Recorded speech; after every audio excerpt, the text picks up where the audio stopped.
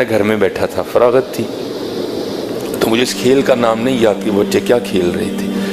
وہ کو پرچیاں ڈالی تھیں، ایک پرچی پہ لکھا تھا بادشاہ، ایک پہ لکھا تھا وزیر، ایک پہ لکھا تھا قاضی، اور ایک پہ لکھا تھا چور. ان 4 پرچیوں کو بند کر کے نہ پھینک دیتے، پھر سارے ایک ایک اٹھاتے تھے. اب جس کے حصے میں بادشاہ کی پرچی آئی وہ بادشاہ بن گیا، جس کے حصے میں قاضی کی آئی وہ قاضی بن گیا، جس کے حصے میں وزیر کی آئی وہ وزیر، اور ایک کے حصے میں آنی ہے چور کی.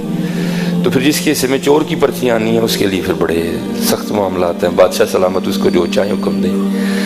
اور جو میرا بڑا بیٹا ہے اس نے کیا کیا ہوا ہے، اس نے پرچی کو نا تھوڑا سا پھاڑ دیا ہے بادشاہ والی کو. تو بیٹیوں کو نہیں پتا چل رہا کہ بڑا بھائی ہمارے ساتھ کیا کر رہا ہے، تو وہ بار بار بادشاہ بن رہا ہے. وہ بیچاری کبھی کوئی چور بن رہی ہے، کبھی وہ کسی کو کہہ رہا ہے میری جوتی پالش کرو، کسی کو کہہ رہا ہے. میں بیٹھا دیکھ رہا ہوں سارا. میں نے کہا یار ایک ہی کرنا ہے. میں نے کہا جی مجھے بھی کھلاؤ. ایک کو ڈراپ کر دیا، تو پھر وہی والا کام میں نے کیا. میں نے پرچی تو نہیں پھاڑی، لیکن میں نے بادشاہ والی پرچی پہ نا پین سے نشان لگا دیا. اب 2-4 بار بادشاہ بن کے میں نے اسے خوب کام کروایا. تو میں نے کہا چل یار ہوں بچیاں بھی بادشاہ بنائیے. تو میں نے اپنی بڑی بیٹی کو کہا کہ یہ اس پہ نشان لگا نا، تو نے یہ پرچی اٹھانی ہے. اب بادشاہ والی اس نے اٹھا لی، تو میرے حصے میں آ گئی چور والی پرچی. اب سب نے بتانا تھا کہ کیا پرچی آئی ہے، تو سب نے بتایا. تو اینڈ پہ نا مجھے سارے کہتے ہیں جی بابا آپ کیا بنے ہیں. تو میں نے کہا جی میں چور بنا. میں حضور کے ممبر پہ بیٹھا ہوں، میں جھوٹ نہیں بولوں گا. میری چھوٹی بیٹی رو پڑی اور میرے گلے لگ کے کہتی میرے بابا چور نہیں ہے. میرے گلے لگ کے رو پڑی. خدا میں ممبر پہ بیٹھا ہوں حضور کے، میں جھوٹ نہیں بول رہا. حالانکہ میں ایسی باتیں نہیں سناتا، یہ آپ کی دل جوئی کے لیے سنا رہا ہوں کہ بیٹیوں کے لیے کبھی ایسا فکرہ نہیں بولنا. یہ رحمت ہوتی ہے. میں ممبر پہ بیٹھا کہہ رہا ہوں، میرا اللہ گواہ ہے اس بات کا. میں ایسی باتیں نہیں سناتا. وہ میرے ساتھ لگ کے نہ رو پڑی، حقیقتاً رو پڑی، اور کہتی میرے بابا چور نہیں ہے. یہ رحمت ہے. بیٹیوں سے محبت کرو.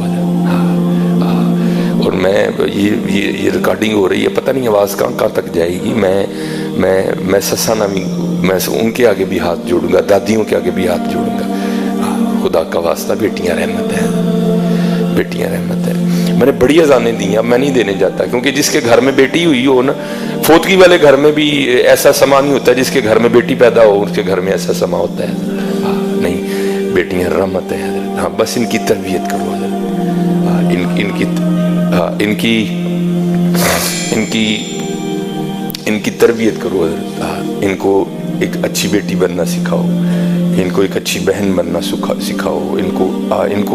ان کی تربیت کرو. آج بس یہی ہے کہ ہمارے معاشرے میں جو ہے نا وہ تربیت نہیں ہو رہی. باقی حضرت جی بیٹیوں کا کیا کہنا، بیٹیاں تو رحمت ہیں. اللہ ان بچیوں کو سلامت رکھے.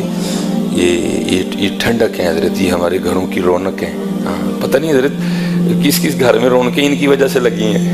حقیقت ہے حضرت، یہ واقعتاً رحمت ہے. بس یہ ہے کہ ان کو نمازی بناؤ حضرت. ان کو دوپٹے اور چادر کی محبت سکھاؤ بچیوں کو. ان کو بتاؤ کہ ہماری سیدہ فاطمہ کیسی تھی. ان کو بتاؤ کہ سیدہ عائشہ صدیقہ رضی اللہ تعالیٰ عنہ کیسی تھی. بس اتنا کام کرو حضرت. ان کی تربیت. کسی دوست نے یہ رکا دیا ہے اور لکھا ہے جی میری صرف 4 بیٹیاں ہی ہیں، تو بیٹے کے لیے بھی دعا فرمائیں. تو بیٹے کے لیے دعا کرنے میں قطعاً کوئی حرج نہیں ہے، بلکہ قرآن پاک میں بھی ہوا ہے کہ اللہ کے انبیاء نے بھی دعائیں کی. حضرت ابراہیم علیہ السلام نے بھی دعا کی، حضرت زکریا علیہ السلام نے بھی دعا کی، حضرت ابراہیم علیہ السلام نے دعا فرمائی تو اللہ پاک نے حضرت اسماعیل علیہ السلام عطا کی، اور حضرت زکریا علیہ السلام نے دعا کی تو اللہ پاک نے حضرت یحییٰ علیہ السلام عطا کی. لیکن کیونکہ یہ جی میری صرف 4 بیٹیاں ہی ہیں تو اس میں تھوڑا گلہ بھی ہے. تو ایسے نہیں کرنا. بیٹیاں تو حضرت رحمت ہوتی ہیں.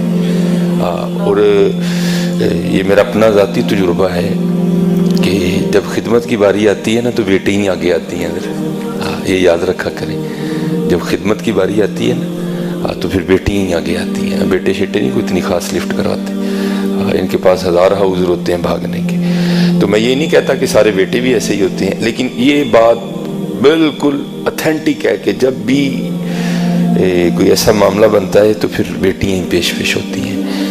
یہ سیرت کی کتابیں ہیں نا، آپ پڑھا کریں حضرت، پھر آپ کو پتہ چلے کہ بیٹیاں ہوتی کیا ہیں.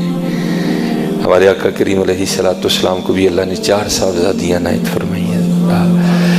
تو کیونکہ 3 تو نبی علیہ الصلوۃ والسلام کی حیات مبارکہ ہی میں وصال فرما گئیں، تو پھر لکھا ہے کہ ایک روز نا حضرت سیدہ فاطمہ رضی اللہ تعالی عنہا اپنے گھر میں بیٹھی کھانا تناول کر رہی تھی.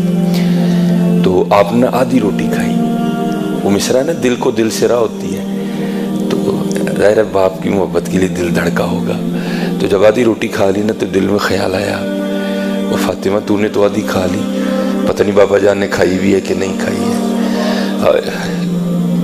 کبھی بیٹیوں کے لیے کچھ ایسا گندا مندہ نہ سوچنا، یہ رحمت ہوتی ہیں حضرت، رحمت ہوتی ہیں. تو لکھا ہے کہ سیدہ نے نا وہ جو روٹی ہے نا اس کو اپنے پلو میں لپیٹا، وہ نبی علیہ الصلوۃ والسلام کی بارگاہ میں حاضر ہوئی اور لا کر نا بارگاہ نبوت میں وہ آدھی روٹی پیش کی. تو نبی علیہ السلام سے کیا چھپا ہے حضرت، لیکن پھر بھی پوچھا فاطمہ یہ کیا لے کے آئی ہو؟ تو عرض کی اللہ کے رسول علیہ الصلوۃ والسلام میں نے 4 روٹیاں بنائی، ایک حضرت علی رضی اللہ تعالیٰ عنہ نے کھائی، ایک امام حسن رضی اللہ تعالیٰ عنہ اور ایک امام حسین رضی اللہ تعالیٰ، یہ چوتھی میری تھی. تو آدھی کھائی تو دل سے آواز اٹھی فاطمہ پتہ نہیں ابا جان نے بھی کچھ کھایا کہ نہیں کھایا ہے، تو یہ آدھی روٹی آپ کے لیے لے کے آئیں. تو لکھا ہے کتابوں میں کہ نبی علیہ الصلوۃ والسلام نے حضرت فاطمہ سے وہ آدھی روٹی لے لی، اور جب ایک نوالہ لگا چکے نا تو پھر حضور نے فرمایا فاطمہ آج 3 دن گزر گئے تیرے بابا کے پیٹ میں کچھ بھی نہیں گیا.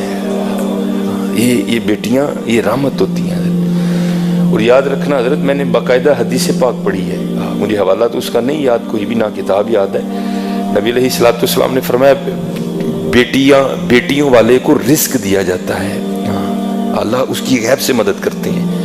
لیکن خرابی کیوں بن جاتی ہے؟ یہ جملے جن میں شکوہ ہے، گلہ ہے، جی میریاں 4 بیٹیاں ہیں. تو بھائی کیا بیٹیاں ہونا جرم ہے؟ شکر کر تجھے اللہ نے 4 رحمتیں عطا فرمائی ہیں. تو یہ ہمارا مزاج ہے حضرت کہ ہم جب بھی رحمت ہوتی ہے نا تو ہم پیشانی پہ شکن ہی ڈالتے ہیں. بارش رحمت ہے لیکن شکن، مہمان رحمت ہے لیکن شکن، بیٹیاں رحمت ہے لیکن شکن. اللہ کا شکر ہے حضرت، اللہ کا شکر ہے. بس اپنی بیٹیوں کی تربیت کرو.